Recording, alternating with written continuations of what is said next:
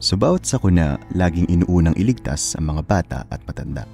Pero paano sa sitwasyon na wala ka nang magagawa para masagip sila? Share ko lang, ang isang well-documented death sa kasaysayan, ang kwento ni Omaira Sanchez.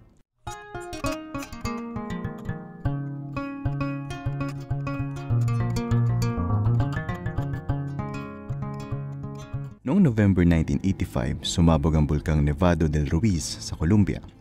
Maraming nasalanta. Isa na rito ang maliit na bayan ng Armero kung saan maraming kabahayan ang niragasan ng lahar. Isa sa mga biktima ay si Omaira Sanchez, 13 taong gulang na batang babae. Siya ay natrap sa gumuho nilang bahay. Natagpuan siya ng mga rescuer sa isang hukay kung saan dating nakatayo ang kanyang bahay. Noong una, inakala ng mga rescuer na magiging madali lamang ang pagligtas kay Omaira. Pero sa pag-iimbestiga ng mga tao ron, nalamang naipit pala ang dalawang binti ng bata sa gumuhong pader ng kanilang bahay. Isa pang pahirap sa mga rescuer at kay Omaira ay ang pagkapuno ng malamig na tubig ng hukay na kinaroroonan niya. At sa tuwing lulusong sila kung saan natrap siya, ay tumataas din ang tubig dito. Akala nila'y nasolusyonan ito nang sinubukan nilang itali si Omaira sa kahoy para siya ay lumutang. Pero wala pa ring magawa ang mga residente at rescuer upang maalis si Omaira sa pagkakatrap. Dahil dito, kailangan pang hintayin ng mga rescuer ang water pump upang matanggal ang tubig sa butas at iba pang rescue equipments na galing sa gobyerno.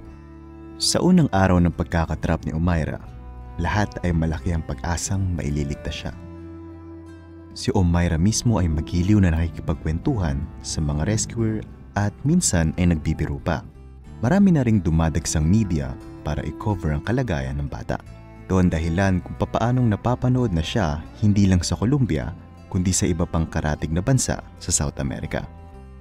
Dumating ang pangalawang araw.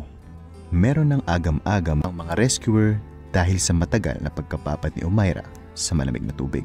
Kinakatakot nilang baka magka-hypothermia ang bata o ang labis na pagbaba ng temperatura ng katawan na maaaring magdulot ng pagtigil ng tibok ng kanyang puso. Pero ang magiliw na bata ay umaasa pa ring marerescue siya ng mga taong nakapaligid sa kanya. Humingi pa ito ng pagkain at pinsan ay kumakanta. Ngunit dahil sa tagal niya sa pagkakatrap, may pagkakataong nag-halusinate na siya. At paminsan-minsan ay umiiyak. Nahahalata na rin ng mga rescuer na nanghihina na ang bata. Ang nanay naman ni Omaira ay nasa ospital kasama ang isa pang anak nito na naputulan naman ng daliri dahil sa sakuna. Umasa lamang siya sa coverage ng radyo at TV sa kalagayan ng kanyang anak.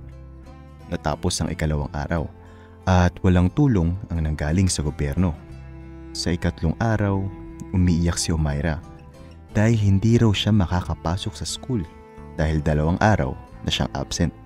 Kasama ng pagod at hallucination, biglang namaga ang mukha ng bata at namula na rin ang kanyang mga mata. Senyales na kailangan na ang agarang aksyon mula sa mga rescuer. May mga rescuer na nagsasabing putulin na lang ang binti ng bata, pero agad itong tintulan ng iba dahil wala ring kagamitan para sa isang operasyon sa lugar. Kasama nito ang matinding sakit na may dudulot sa bata dahil kung sakali ay wala rin silang anesthesia. Dahil sa mga nasabing dahilan at balitang di makakarating ang mga kagamitan galing sa gobyerno ng Colombia, napagdesisyonan ng mga rescuer na makabubuti at mas makatao pang hayaan na lang na mamatay ang bata kaysa putulin ang kanyang binti. Ramdam ang lungkot at pagkabigo ng mga tao sa paligid ni Omaira dahil wala silang magawa. Ang pinagtataka ng mga tao ay maraming media na ang nakapunta sa lokasyon nila. Lokal man o international na media ay nagko-cover sa nangyayaring kalamidad. Pero wala pa rin ang mga sundalo na dapat may dalang tulong at equipments. Isa sa international media na nakapunta sa lugar nila Omaira ay si Frank Fournier. Ayon kay Frank, hindi niya inasahang ganong kagulo ang rescue operation sa bayan. Maraming tao pa rin ang natrap sa kani-kanilang bahay. Marami raw siyang naririnig na sumisigaw hanggang sa unti-unti na lang mawawala dahil pumalo na pala ang mga ito. 3 araw nga pagkatapos ng sakuna, marami pa ring patay ang nakakalat sa lugar.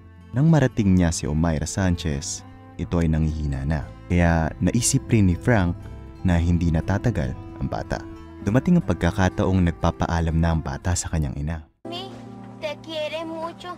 Mi papi, mi hermano. Y yo. Adiós, madre.